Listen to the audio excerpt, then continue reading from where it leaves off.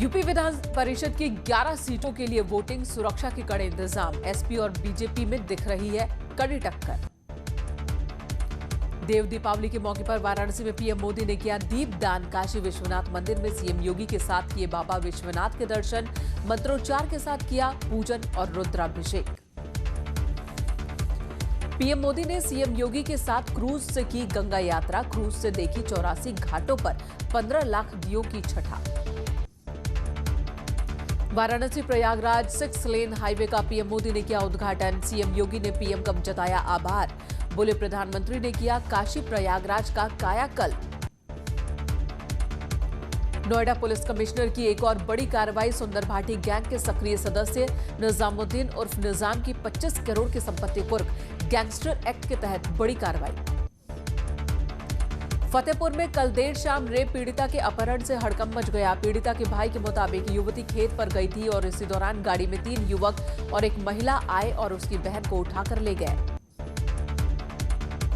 केंद्र सरकार की ओर से लागू किए गए कृषि कानूनों को किसान हटाने की मांग कर रहे हैं। इस बीच केंद्रीय कृषि मंत्री नरेंद्र सिंह तोमर गृह मंत्री अमित शाह से मिलने पहुंचे।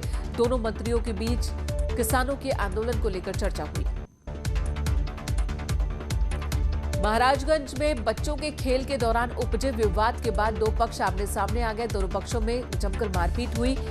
एक 45 साल की महिला की मौत हो गई।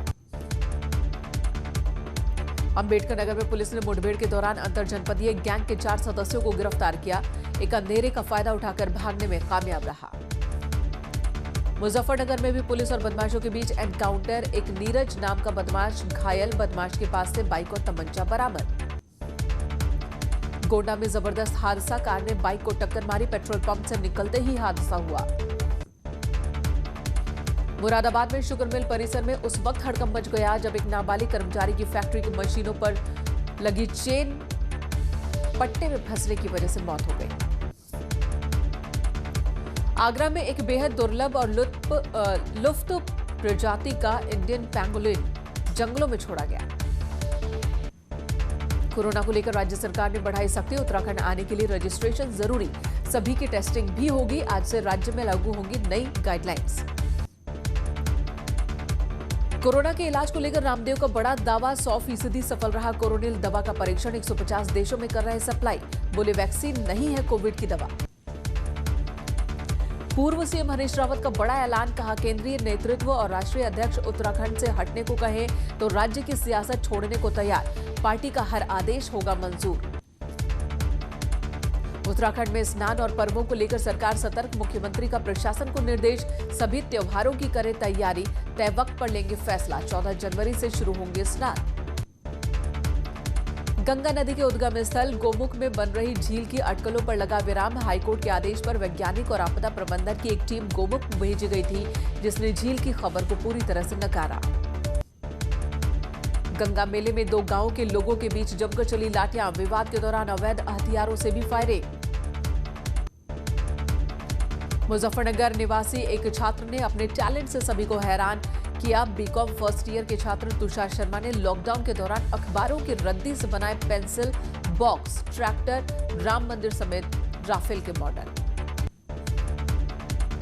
हरदोई में ट्रैक्टर ट्रॉली और डीसीएम की भिड़ंत। हादसे में एक की मौत, 3 घायल। शाहबाद कोतवाली क्षेत्र के उधरपुर की घटना। चोरों ने बनाया रिटायर एएसआई के बंद मकान को निशाना। 2 लाख की नकदी और जेवर लेकर हुए फरार। 6 लाख की संपत्ति पर किया हाथ साफ। बुलंदशहर में रफ्तार का कहर। हाईवे पर बेकाबू स्कॉर्पियो पलट गई। कार सवार एक महिला समेत 4 लोग घायल।